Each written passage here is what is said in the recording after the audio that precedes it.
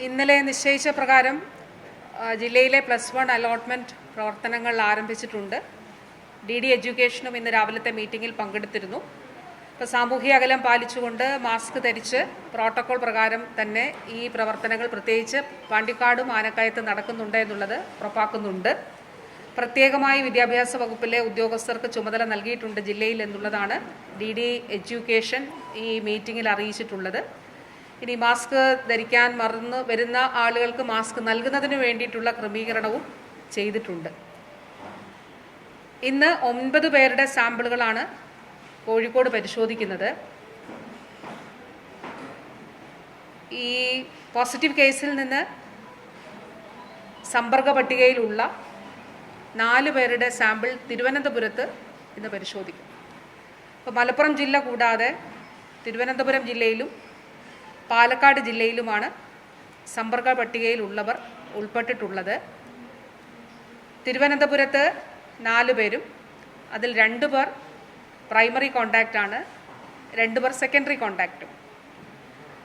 അതുകൂടാതെ പാലക്കാട് ജില്ലയിൽ 2 പേരാണ് ഉള്ളത്. അതിൽ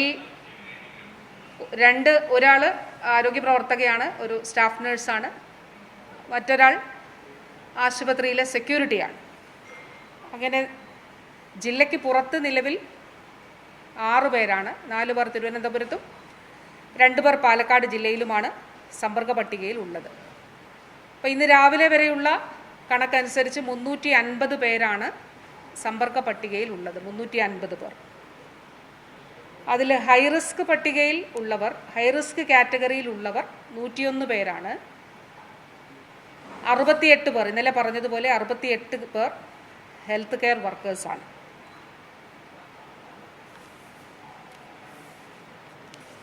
ഈ 9 പേരുടെ സാമ്പിൾ പരിശോധിക്കുന്നതിൽ ഈ കുട്ടിയുടെ അച്ഛൻ്റെയും അമ്മയുടെയും ഉൾപ്പെടെ സാമ്പിളുകൾ പരിശോധിക്കുന്നുണ്ട്.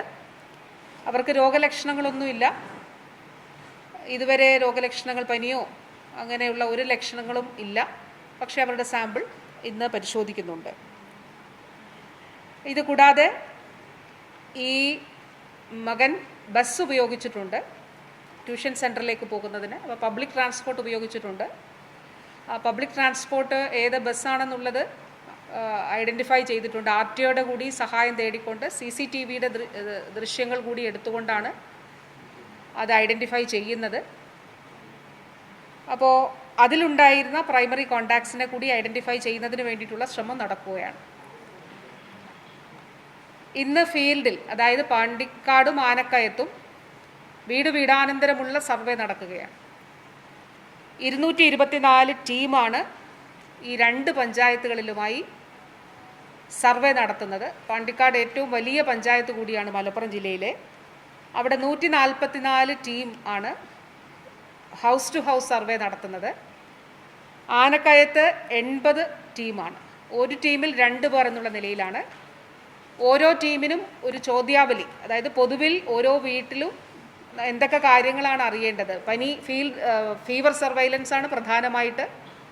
അതുകൂടാതെ അസ്വാഭാവികമായിട്ടുള്ള മരണങ്ങൾ ഉണ്ടായിട്ടുണ്ടോ, മറ്റ് വളർത്തുമൃഗങ്ങളുടെ മരണങ്ങൾ ഉണ്ടായിട്ടോ, അവ ചാവുന്ന സാഹചര്യം ഉണ്ടായിട്ടുണ്ടോ, അങ്ങനെയൊക്കെയുള്ള പൊതുവായിട്ടുള്ള ചില കാര്യങ്ങളാണ് ഈ ചോദ്യാവലിയിൽ ഉൾപ്പെടുത്തിയിട്ടുള്ളത്. ഇത് സംബന്ധിച്ചിട്ടുള്ള ട്രെയിനിങ് ഇന്നലെ നൽകിയിരുന്നു. ആ ട്രെയിനിങ്ങിൻ്റെ അടിസ്ഥാനത്തിലാണ് ഈ 244 ടീമുകളെ വീടാനന്തര സർവേക്ക് വേണ്ടി ഇന്ന് നിയോഗിച്ചിട്ടുള്ളത്.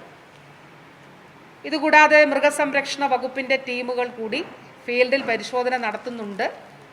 മൃഗങ്ങളുടെ സാമ്പിളുകൾ കൂടി അവർ ശേഖരിക്കും. അപ്പോൾ മൃഗങ്ങളുടെ സാമ്പിളുകൾ ശേഖരിക്കുന്നത് ഇതിലേതെങ്കിലും തരത്തിൽ ഏതെങ്കിലും വൈറസിൻ്റെ സാന്നിധ്യമോ അങ്ങനെ എന്തെങ്കിലും കണ്ടുപിടിക്കാൻ കഴിയുമോ, അത് റെഗുലറായി എല്ലായിടത്തും നമ്മൾ ചെയ്യുന്ന ഒരു കാര്യമാണ്. അതും ഇവിടെ നടത്തുന്നതാണ്. സൈക്കോളജിക്കൽ സപ്പോർട്ടിൻ്റെ ഭാഗമായി പ്രത്യേകിച്ച് കുഞ്ഞുങ്ങൾ ഇതിൽ കൂടുതലായിട്ടുണ്ട് ഈ ഒരു സമ്പർക്ക പട്ടികയിൽ. അതുകൊണ്ട് വിദ്യാഭ്യാസ വകുപ്പിൻ്റെയും വനിതാ ശിശു വികസന വകുപ്പിൻ്റെ സ്കൂൾ കൗൺസിലേഴ്സിൻ്റെയും കൂടി സഹകരണത്തോടുകൂടി സൈക്കോളജിക്കൽ സപ്പോർട്ട്, ഇപ്പോൾ ആരോഗ്യ വകുപ്പിൻ്റേതായി ഡോക്ടേഴ്സിൻ്റെ സൈക്കോളജിക്കൽ ടീം സപ്പോർട്ടിന് വേണ്ടിയിട്ടുള്ള ടീം പ്രവർത്തിക്കുന്നുണ്ട്. അവർ ഫോൺ വിളിച്ച് ആവശ്യമായിട്ടുള്ള കൗൺസിലിംഗ് നൽകുന്നുണ്ട്, ഇങ്ങോട്ട് ആവശ്യപ്പെടുന്നവർക്ക് നൽകുന്നുണ്ട്. ഇപ്പോൾ ഡി എഡ്യൂക്കേഷൻ കൂടി പങ്കെടുത്ത ഈ മീറ്റിങ്ങിൽ വിദ്യാഭ്യാസ വകുപ്പിൻ്റെ നേതൃത്വത്തിൽ ഒരു സ്കൂൾ PTA ഓൺലൈനായിട്ട് ചേരും. ക്ലാസ് PTA, സ്കൂൾ PTA അല്ല, ക്ലാസ് PTA ചേരും. അപ്പോൾ രക്ഷകർത്താക്കളുടെ സാന്നിധ്യത്തിൽ കുഞ്ഞുങ്ങൾ കൂടി, കാരണം അവരുടെ ഒരു സുഹൃത്താണ് നഷ്ടപ്പെട്ടത് അപ്രതീക്ഷിതമായി. അപ്പോൾ ആ രീതിയിൽ ഒരു ക്ലാസ് PTA കൂടി ചേർന്നുകൊണ്ട് കുഞ്ഞുങ്ങൾക്ക് ആവശ്യമായ, അവരെ അറിയുന്ന അവരുടെ സ്കൂൾ കൗൺസിലേഴ്സ് ഉൾപ്പെടെ അവരുടെ അധ്യാപകരും അവരുടെ രക്ഷിതാക്കളും ഒക്കെ ചേരുന്ന ഒരു ക്ലാസ് PTA ചേരുകയും പിന്നീട് പ്രത്യേകമായി ഏതെങ്കിലും രീതിയിൽ വ്യക്തിപരമായി കൗൺസിലിംഗ് വേണമെങ്കിൽ അതുകൂടി കൊടുക്കുവാനായിട്ടാണ് തീരുമാനിച്ചിട്ടുള്ളത്. ഇന്നിപ്പോൾ ഈ റൂട്ട് മാപ്പ് സംബന്ധിച്ച വിവരങ്ങൾ ഇപ്പോൾ മാധ്യമങ്ങൾക്ക് നൽകുന്നതാണ്. അതിൻ്റെ അടിസ്ഥാനത്തിൽ ഈ സ്ഥലങ്ങളിൽ ഇപ്പോൾ ഒരു ആശുപത്രിയിൽ തന്നെ OPയിൽ, പിന്നീട് കാഷ്വാലിറ്റിയിൽ, പിന്നീട് നിരീക്ഷണ മുറിയിൽ, വീണ്ടും OPയിൽ, പിന്നെ ക്യാൻറ്റീനിൽ അതിന് സമയം ഉൾപ്പെടെയാണ് നൽകിയിട്ടുള്ളത്. ഈ ആശുപത്രിയിൽ മറ്റ് ദിവസങ്ങളിലൊക്കെ വന്നിട്ടുള്ളവരുണ്ടാകാം. അവരൊന്നും ആശങ്കപ്പെടേണ്ട, ആരും ആശങ്കപ്പെടേണ്ട, ഈ സമയത്ത് വന്നവരും ആശങ്കപ്പെടേണ്ട. ഒരു മുൻകരുതൽ എന്നുള്ള നിലയിലാണ് ഈ കാര്യങ്ങൾ നമ്മൾ പ്രസിദ്ധീകരിക്കുന്നത്. ആ സമയത്ത് അവിടെ ഉണ്ടായിരുന്നവർ ദയവായി, CCTV ദൃശ്യങ്ങളുണ്ട്, അപ്പോൾ അതിലൂടെ കുറച്ച് പേരെ ഐഡൻറ്റിഫൈ ചെയ്തിട്ടുണ്ട്. അതാണ് ഇന്നലെ നമ്മളെടുത്ത കണക്കിൽ നിന്ന് കൂടുതൽ സമ്പർക്ക പട്ടികയിൽ ഇന്ന് ആളുകൾ ഉൾപ്പെട്ടിട്ടുള്ളത്. CCTV ദൃശ്യങ്ങളിൽ നിന്ന് ആ ആശുപത്രികളിൽ ഉണ്ടായിരുന്നവരെ കണ്ടെത്തി അവരെ കൂടി ലിസ്റ്റിൽ ഉൾപ്പെടുത്തിയതിൻ്റെ അടിസ്ഥാനത്തിലാണ് ലിസ്റ്റിലെ സമ്പർക്ക പട്ടികയിലെ എണ്ണം 350 ഉയർന്നത്. രോഗലക്ഷണങ്ങൾ ഉണ്ടെങ്കിൽ അത് ദയവായിട്ട് പറയണം. നമുക്ക് ഇതല്ല എന്നുള്ളത്, സമ്പർക്ക പട്ടികയിലുള്ളവർ തീർച്ചയായിട്ടും നിപ്പ അല്ല എന്നുള്ളത് നമുക്ക് റൂൾ ഔട്ട് ചെയ്യേണ്ടതായിട്ടുണ്ട്. ഒരു തരത്തിലുള്ള ആശങ്കയും വേണ്ട, നമ്മൾ ഒരുമിച്ചാണ് ഇതിനെ നേരിടുന്നത്. അപ്പോൾ ധൈര്യമായി ഇതിൽ ഈ ഒരു പനിയോ മറ്റ് രോഗലക്ഷണങ്ങളോ ഉണ്ടെങ്കിൽ തീർച്ചയായിട്ടും അറിയിക്കേണ്ടതാണ്. കൺട്രോൾ റൂം നമ്പറുകൾ പ്രസിദ്ധപ്പെടുത്തിയിട്ടുണ്ട്. വളരെ പ്രധാനപ്പെട്ട ഒരു കാര്യം കൂടി ഉണ്ട്. അത് പൊതുവെ ജില്ലയിൽ എല്ലാവരും നമ്മളൊരു പകർച്ചവ്യാധിയെ തടയുന്നതിനാണ് ശ്രമിക്കുന്നത്. രണ്ടാമത്തെ ഒരു കേസ് ഉണ്ടാകരുത് എന്നുള്ളതാണ് നമ്മൾ കാണുന്നത്. അപ്പോൾ ഐസൊലേഷനിലുള്ളവർ 21 ദിവസമാണ് ഐസൊലേഷനിൽ ഇരിക്കേണ്ടത്. ഇൻക്യുബേഷൻ പീരീഡൊക്കെ കണക്കാക്കി ലാസ്റ്റ് ഡേ ഓഫ് കോണ്ടാക്ട് എന്നാണോ സമ്പർക്കത്തിൽ വന്ന അവസാന ദിവസം, ആ ദിവസം മുതൽ ആണ് കണക്കാക്കുന്നത്. ആ ദിവസം മുതൽ 21 ദിവസം എന്നുള്ളതാണ്. 21 ദിവസമാണ് ഐസൊലേഷനിൽ ഉണ്ടാകേണ്ടത്. അതിൽ ഒരു തരത്തിലുള്ള ലംഘനങ്ങളും ഉണ്ടാകാൻ പാടില്ല. അത് ഓരോ വ്യക്തിയുടെയും അതുപോലെ സമൂഹത്തിൻ്റെയും ഈ പകർച്ചവ്യാധി പ്രതിരോധ പ്രവർത്തനങ്ങളുടെ ഭാഗമായി നമ്മൾ ഉത്തരവാദിത്വത്തോടെ സ്വീകരിക്കേണ്ട, ഏറ്റെടുക്കേണ്ട ഒരു നടപടിയാണ് എന്നുള്ളത് കൂടി ഏറ്റവും സ്നേഹത്തോടെ അറിയിക്കുകയാണ്.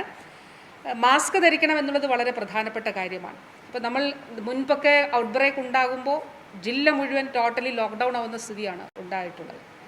അപ്പോൾ ഇത് നമ്മൾ ഓരോ വ്യക്തിക്കും നമ്മൾ ഇൻഡിവിജ്വലായിട്ടുള്ള റെസ്പോൺസിബിലിറ്റി, ഉത്തരവാദിത്വമുണ്ട്. അതുകൊണ്ട് ദയവായിട്ട് പൊതു ഇടങ്ങളിൽ മാസ്ക് ധരിക്കണം. അത് എല്ലാവരും ധരിക്കാനായിട്ട് ശ്രദ്ധിക്കണം. ബസ്സിൽ പോകുമ്പോൾ, അല്ലെങ്കിൽ ബസ് സ്റ്റോപ്പുകളിൽ നിൽക്കുമ്പോൾ, സ്കൂളിലായിരിക്കുമ്പോൾ, കോളേജിലായിരിക്കുമ്പോൾ, ഓഫീസിൽ പോകുമ്പോൾ, മാർക്കറ്റിൽ പോകുമ്പോൾ, അല്ലെങ്കിൽ മറ്റേതെങ്കിലും കടകളിൽ പോകുമ്പോൾ ഒക്കെ തന്നെ നമ്മൾ മാസ്ക് ധരിച്ച് തന്നെ പോകണം എന്നുള്ളത് ദയവായിട്ട് ഓർമ്മിക്കേണ്ടതായിട്ട് ഉണ്ട്. അപ്പോൾ ഈ പാണ്ടിക്കാടും ഞാൻ നേരത്തെ പറഞ്ഞതുപോലെ പാണ്ടിക്കാടും ആനക്കയത്തും ജില്ലാ കളക്ടർ പുറപ്പെടുവിച്ച ഉത്തരവിൻ്റെ അടിസ്ഥാനത്തിലുള്ള നിയന്ത്രണങ്ങൾ അത് നിലനിൽക്കുന്നുണ്ട്. ആ ഉത്തരവിൽ തന്നെ പറഞ്ഞതുപോലെ കളക്ടറുടെ മറ്റൊരു ഉത്തരവ് അല്ലെങ്കിൽ മറ്റൊരു തീരുമാനമായി ഉത്തരവാകുന്നത് വരെ ഈ നിയന്ത്രണങ്ങൾ ആ രീതിയിൽ തുടരുന്നതുമാണ്. അപ്പോൾ പൊതുവെ ഇക്കാര്യങ്ങളാണ് പറയാനുള്ളത്. നിലയിൽ നമുക്കിപ്പോൾ 9 സാമ്പിളുകളുടെ പരിശോധനാ ഫലം ഏതാണ്ട് ഉച്ചയോടുകൂടി വരും. തിരുവനന്തപുരത്ത് എടുക്കുന്ന സാമ്പിളുകൾ പരിശോധിക്കുന്നത് തോന്നയ്ക്കലിലെ ഇൻസ്റ്റിറ്റ്യൂട്ട് ഓഫ് അഡ്വാൻസ് വൈറോളജിയിലാണ്.